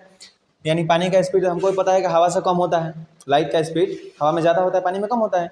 यानी एक चीज़ हमको पहले से पता है, वो पहले से वो चीज़ क्या पता है कि जब कोई रे ऑफ लाइट यहाँ जाती है और 90 डिग्री का एंगल बना लेती है, तब ये होती है क्रिटिकल एंगल, ठीक है। लेकिन हमको क्या चाहिए, टोटल इंटरनल रिफ्लेक्शन ये बोलता है कि भैया हमको 90 डिग्री नहीं चाहिए, आप हमको क्या कीजिए कि इसी मीडियम में गए हैं, ठीक है, चले गए और इसी मीडियम में वापस आ जाइए। यानी एक चीज़ तो पता है, इतना उठा दिए थे तो 90 डिग्री पे आ गया था, ये आ गया था ना, यानी इतना उठा दिया था 90 डिग्री पे आ गया था। इसको थोड़ा सा और ज़्यादा उठाएंगे तो इससे भी नीचे गिरेगा। एक सेकेंड देखिए, हम क्या कर रहे थे पिछले वाले में, पहले देख लेते हैं। इसमें देखिए यहाँ से उठाते जा रहे थे, ये नीचे आते जा रहा था, एक ऐसा पोजीशन है जहाँ पे इतना उठा दिया तो एक 90 डिग्री पे आ गया, तो इसको क्रिटिकल एंगल बोल दिया। हाँ क्रिटिकल, ये दोनों उठा रहे थे, यहाँ उठा रहे हैं तो ये भी नीचे गिर रहा है, यहाँ उठाए तो ये भी नीचे गिर रहा है, तो एक ऐसा उठा दिया जहाँ ये कहाँ आ गया था, 90 डिग्री पे आ गया था, तो उसको क्रिटिकल एंगल बोल रहे थे। इसको और थोड़ा ज़्यादा उठाते हैं, जैसे ही थोड़ा इससे और उठा दिए तो ये इससे नीचे आ जाएगा, आ जाएगा ना, कोई दिक्कत है। कैसे? अरे उतना नहीं उठाएंगे कि ये उधर चला जाए। एक मिनट एक मिनट एक मिनट, हम समझाते हैं, इसमें कोई टेंशन नहीं है। देखिए ये कोई सरफेस था, ठीक है, यहाँ था, कोई टेंशन है नहीं। यानी जब कोई एंगल यहाँ से जा रहा है तो इसको जाना चाहिए ऐसे, लेकिन थोड़ा सा इसे बेंड हो गया, कोई दिक्कत नहीं है। इसको उठा दिए यानी थोड़ा सा और बेंड हो गया, इसको फिर उठा दिए यानी एक 90 डिग्री पे आ गया। इसको तो क्रिटिकल एंगल बोल रहे थे। अब आप बोल रहे हैं कि उठाते रहेंगे ये इसके पार चला जाएगा। आपका यही क्वेश्चन है ना भैया, उतना हमको उठाने की जरूरत क्या है, हमको सिर्फ इससे नीचे गिराना है। यही थोड़ा सा और उठाएंगे तो अब इसके ऊपर क्या है उठाएंगे। जब रे ऑफ लाइट नीचे से ऊपर जा रहा है तो हम यहाँ से रे कैसे जाएगा, यानी इतना ही उठाएंगे कि यहाँ से उठ जाए और ये इसमें कहाँ आ जाए, वापस आ जाए। ठीक है, यानी कहने का मतलब है कि हमको एक बात पता था, ये एंगल क्या था, QC, तब ये 90 डिग्री पे हो रहा था, ये क्रिटिकल एंगल है। यानी कहने का मतलब हमको क्रिटिकल एंगल से ज़्यादा उठाना पड़ेगा। ये 90 डिग्री है और जैसे ही 90 डिग्री से इधर आ गया तो टोटल इंटरनल रिफ्लेक्शन हो जाएगा। यानी इस लाइन से जैसे ही कोई रे ऑफ लाइट नीचे आ जाएगी तो उसी को बोलते हैं टोटल इंटरनल रिफ्लेक्शन। यानी QC से हमारा बड़ा होना चाहिए, एंगल होना चाहिए ना। अगर QC से बड़ा होगा तो जाहिर सी बात है, QC तो यहाँ तक नहीं दिया था, इससे थोड़ा सा ही बड़ा करेंगे तो ये इसमें नीचे आ जाएगा। ठीक है, आ जाएगा ना। तो जब कोई रे ऑफ लाइट जाती है और रिफ्लेक्ट करके वापस उसी मीडियम में आ जाती है, उसको क्या बोलते हैं, रिफ्रैक्शन ऑफ लाइट। कोई दिक्कत? इसको क्या बोल रहे हैं, टोटल इंटरनल रिफ्रैक्शन। कोई दिक्कत? कोई दिक्कत नहीं है। फिर से इसको एक बार देख लेते हैं। जब कोई रे ऑफ लाइट जाती है और रिफ्लेक्ट करके डायरेक्ट उसी मीडियम में आ जा, देखिए इसको जाना चाहिए था जाहिर सी बात है अगले मीडियम में, तभी उसको रिफ्रैक्शन बोलते हैं। बात ध्यान देना, यहाँ रिफ्रैक्शन का लॉ भी टूटता है। बात समझ में आ रहा है ना। यहाँ रिफ्लेक्शन बोलता है कि एक मीडियम से दूसरे मीडियम में जाएगा तब हम आपको रिफ्लेक्शन बोलेंगे, लेकिन यहाँ रिफ्लेक्शन का नियम भी टूट रहा है, वो रिफ्लेक्शन में इसी मीडियम में वापस आ जा रहा है। बात तो ये है ना, है कि नहीं है। यहाँ एक लॉ भी तो टूट रहा है, तो ये भी क्वेश्चन का भी बन सकता है, तो आराम से हो जाएगा, कोई दिक्कत तो है नहीं। अब इसमें देखिए इसके लिए जरूरी क्या क्या है, यानी टोटल इंटरनल रिफ्लेक्शन होने के लिए जरूरी क्या क्या है। पहला तो यह है कि डेंसर से रेयर में जाना चाहिए, ये क्वेश्चन पूछता है, इसलिए इसको ध्यान से देखेंगे। यानी पहला केस तो ये है कि हमारा जो रे ऑफ लाइट है वो कहाँ, D यानी डेंसर से किस में जाना चाहिए, रेयर में जाना चाहिए। हाँ ठीक है। दूसरा एक चीज़ देखें, हमारा एंगल भी क्रिटिकल एंगल से ज़्यादा होना चाहिए। अगर क्रिटिकल तो 90 बना ही रहा है, तो जब तक 90 पर रहेगा तब तक तो वो टोटल इंटरनल रिफ्लेक्शन होगा नहीं। यानी हमारा एंगल यानी QC ये कैसा होना चाहिए, 90 डिग्री से क्या होना चाहिए, ज़्यादा होना चाहिए, तब इसको क्या बोलेंगे, TIR बोलेंगे। ठीक है, और ये दो नियम आप बुक में पढ़ते रह जाइएगा, याद करते रह जाइएगा, फिर भूल जाइएगा, लेकिन अब ये कभी भूलने लायक नहीं है। कोई दिक्कत है? कोई इसमें दिक्कत नहीं है। फिर से इसको एक बार रिवीजन मार लेते हैं। इसको TIR बोल रहे थे, इधर ध्यान दीजिए, इसको TIR बोल रहे थे, यानी टोटल इंटरनल रिफ्लेक्शन बोल रहे थे। कोई दिक्कत नहीं है। टोटल इंटरनल रिफ्लेक्शन में देख रहे हैं जब कोई रे ऑफ लाइट जा रही है टकरा के उसी मीडियम में वापस आ जा रही है, उसको क्या बोलते हैं, टोटल इंटरनल रिफ्लेक्शन बोल रहे हैं। इसमें एक चीज़ देखें, यहाँ डेंसर मीडियम है या रेयर मीडियम है, यानी लाइट कहाँ से कहाँ जा रही है, डेंसर से रेयर में। यानी कोई पूछेगा टोटल इंटरनल रिफ्लेक्शन के लिए क्या क्या चीज़ें जरूरी है, तो उसमें बोलेंगे कि रे ऑफ लाइट डेंसर से रेयर में जानी चाहिए। दूसरा चीज़, हाँ QC जो है ये क्या होना चाहिए, 90 डिग्री से ज़्यादा, मतलब सॉरी QC नहीं, QC तो 90 डिग्री है, यानी टोटल इंटरनल रिफ्लेक्शन का एंगल QC से बड़ा होना चाहिए, यानी क्रिटिकल एंगल से बड़ा होना चाहिए। ये चीज़ और क्वेश्चन में आ जाएगा कि टोटल इंटरनल रिफ्लेक्शन और QC यानी क्रिटिकल एंगल दोनों में से कौन बड़ा है, तो क्या बोलेंगे, TIR यानी टोटल इंटरनल रिफ्लेक्शन का एंगल बड़ा होता है। ठीक है, हो जाएगा। यानी ये तो एंगल TIR ये किससे बड़ा होगा, एंगल QC यानी क्रिटिकल एंगल से बड़ा होगा। कोई दिक्कत तो इसमें है नहीं, कोई दिक्कत है। ये अब यहीं से आज का हमारा खत्म होता है, अगले बार से, ठीक है एक सेकेंड, ऑप्टिकल फाइबर होगा, अगले बार से हम पहले इसका यूज़ देखेंगे। दो चीज़ छूटा हुआ है, कनकेव मिरर का यूज, कन्वेक्स मिरर का यूज, रिफ्रैक्शन का यूज और ठीक है, सारा यूज एक जगह रहने से क्या होगा, हम उसको आराम से याद कर सकते हैं। ठीक है, एक चीज़ इसमें छूट रहा है, उस एक चीज़ को एक बार देख लेते हैं। इसमें एक चीज़ छूट रहा है, जहाँ ऑप्टिकल डेंसिटी हम लोग देखे थे ना, रिफ्रैक्टिव इंडेक्स, यहाँ रिफ्रैक्टिव इंडेक्स देखे थे, इसको पहले देख लेते हैं। रिफ्रैक्टिव इंडेक्स जो होता है ये वैक्यूम में होता है 0। ठीक है, वैक्यूम में रिफ्रैक्टिव इंडेक्स कितना होता है, 0। एयर में कितना होता है, वाटर में कितना होता है, ठीक है। डायमंड में कितना होता है, एयर, वाटर और डायमंड, डायमंड में सबसे ज़्यादा होता है 2.42 होता है, ठीक है। डायमंड में रिफ्रैक्टिव इंडेक्स क्या होता है, सबसे ज़्यादा होता है, कितना होता है 2.42। अब एक बात यहाँ से फिर से समझना है, थोड़ा सा यहाँ ध्यान दीजिए, एक बात समझना है। हमको पता है कि स्पीड ऑफ लाइट क्या है, ज़्यादा होती है। कहाँ पे ज़्यादा होती है speed of light, speed of light कहाँ ज़्यादा होती है, निर्वात यानी वैक्यूम में। और हमको पता था कि रिफ्रैक्टिव इंडेक्स क्या है, जहाँ रिफ्रैक्टिव इंडेक्स ज़्यादा होगा वहाँ स्पीड ऑफ लाइट क्या होगी, कम होगी। और हम लोग देख रहे हैं कि वैक्यूम का रिफ्रैक्टिव इंडेक्स क्या है, 0 है ना। जब वैक्यूम का रिफ्रैक्टिव इंडेक्स ज़्यादा है, 0 है, तो यहाँ पे स्पीड ऑफ लाइट जाहिर सी बात है सबसे ज़्यादा होगी। अब आगे बात समझ में, स्पीड ऑफ लाइट वैक्यूम में क्यों ज़्यादा है, क्योंकि इसका रिफ्रैक्टिव इंडेक्स क्या है, 0 है। और बाकी सबका एयर का रिफ्रैक्टिव इंडेक्स होता है 1, वाटर का होता है 1.33, ठीक है। कोई दिक्कत तो है नहीं, कोई दिक्कत है। रिफ्रैक्टिव इंडेक्स क्या होती है, रिफ्रैक्टिव इंडेक्स उसको बोलते हैं, मीन्स रिफ्रैक्टिव इंडेक्स को तो हमको पहले फार्मूला पता है कि speed of velocity of light in vacuum बटा वेलोसिटी ऑफ लाइट इन क्या, दैट मीडियम, ये पता था। अब हमको एक चीज़ पता है कि अगर रिफ्रैक्टिव इंडेक्स ज़्यादा रहेगा तो स्पीड ऑफ लाइट क्या होगी, कम होगी, ये बात हमको पता थी। यानी वेलोसिटी हम लोग क्या देख रहे हैं, वैक्यूम में क्या है, ये मीडियम हो गया, वैक्यूम में रिफ्रैक्टिव इंडेक्स क्या है, ज़्यादा है। वैक्यूम का रिफ्रैक्टिव इंडेक्स 0 होता है, तो स्पीड ऑफ लाइट ज़्यादा है। वैक्यूम में रिफ्रैक्टिव इंडेक्स 0 होता है। हमको पता है कि रिफ्रैक्टिव इंडेक्स अगर ज़्यादा होगा तो स्पीड ऑफ लाइट कम हो जाएगा, और रिफ्रैक्टिव इंडेक्स अगर कम होगा तो स्पीड ऑफ लाइट क्या होगी, ज़्यादा होगी। तो इसमें सबसे कम कौन है, 1, 2 और 0 में 0। तो अगर यहाँ पे रिफ्रैक्टिव इंडेक्स क्या है, कम है, तो स्पीड ऑफ लाइट सबसे ज़्यादा होगी कि नहीं होगी, इसीलिए ना वैक्यूम में स्पीड ऑफ लाइट सबसे ज़्यादा होती है। दूसरा, एयर में 1 है, वाटर में 1.33 है। अब बताइए, एयर में ज़्यादा होगी स्पीड ऑफ लाइट के वाटर में, एयर में स्पीड ऑफ लाइट ज़्यादा होगी, क्यों, क्योंकि इसका रिफ्रैक्टिव इंडेक्स वाटर से कम है। सबसे ज़्यादा रिफ्रैक्टिव इंडेक्स होता है डायमंड का, ये बात याद रखना है, सबसे ज़्यादा रिफ्रैक्टिव इंडेक्स किसका होता है, डायमंड का, ठीक है। क्या होता है, सबसे ज़्यादा होता है। कोई दिक्कत। आज हम लोग क्या क्या पढ़ा, थोड़ा इसको एक बार फिर से रिकॉल कर लेते हैं, ठीक है, उसके क्योंकि ये थोड़ा आसानी रहेगा।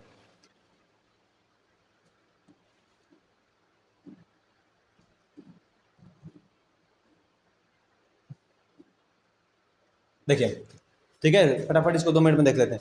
हमको पढ़ना क्या था, इमेज फॉर्मेशन, कनकेव मिरर हो गया, रिफ्लेक्शन ऑफ लाइट पढ़ना था, हो गया, रेयर मीडियम डेंसर मीडियम पढ़ना था, हो गया, रिफ्लेक्टिव इंडेक्स हो गया, क्रिटिकल एंगल हो गया, और टोटल इंटरनल रिफ्लेक्शन हो गया। क्या क्या हम लोग देखे इसमें, इमेज फॉर्मेशन देख रहे थे, तो ये पीछे वाला क्या था, कनकेव मिरर, इसका सारा कुछ कहाँ चल रहा था, पीछे में कन्वेक्स में, सॉरी कन्वेक्स मिरर था। कन्वेक्स मिरर में हम लोग नियम देखे, जब कोई रे ऑफ लाइट पैरेलल जाती है तो कहाँ से काट रही है, फोकस से काट रही है। इसके आगे भी हम लोग देख रहे हैं, जब कोई रे ऑफ लाइट कैसे जा रही है, पैरेलल जा रही है, तो फिर भी कहाँ से काट रही है, सॉरी फोकस से काट रही है, तो फिर वापस कैसे जा रही है, पैरेलल जा रही है। यहाँ से हम लोग 2 चीज़ देख लिए, तीसरा भी देख लिए, क्रिटिकल एंगल वाला। अब देखिए, इमेज फॉर्मेशन में देख लिए, जब कोई कहाँ रखे, इन फ्रंट ऑफ मिरर रखे थे, और एक्सेप्ट कहीं, तो ये 3 इमेज बन रहा था, कहाँ कहाँ, वर्चुअल, डिमिनिश्ड और सेम। फिर देखें ये वाला कहाँ से, इन्फिनिटी पे रखे थे, इन्फिनिटी पे रखे थे, कहाँ बना, फोकस पे, ये भी छोटा बना, ये भी वर्चुअल बना। यानी कन्वेक्स मिरर में 2 ही केस बनता है, पहला कहाँ पे, इन फ्रंट ऑफ मिरर कहीं पे रखे या इन्फिनिटी पे रखे, 2 ही केस था। इन फ्रंट ऑफ मिरर रखे थे तो फिर भी वर्चुअल बन रहा था, और इन्फिनिटी पे रखे थे फिर भी वर्चुअल बन रहा था। यहाँ से कोई दिक्कत है नहीं, और हमेशा छोटा बनता है। इन्फिनिटी पर रख रहे हैं तो इमेज फोकस पे बन रहा था, ठीक है, और छोटा बन रहा था, ठीक है। अब यहाँ से एक और बात याद रखते हैं, उसके बाद हम लोग क्या देखें, रेयर और डेंसर है, रेयर और डेंसर मीडियम देख लिए थे, ऑप्टिकल डेंसिटी देख लिए, ठीक है, और ये डायरेक्टली इन्वर्सली प्रोपोर्शनल भी देख लिए थे, रिफ्रैक्टिव इंडेक्स हो गया,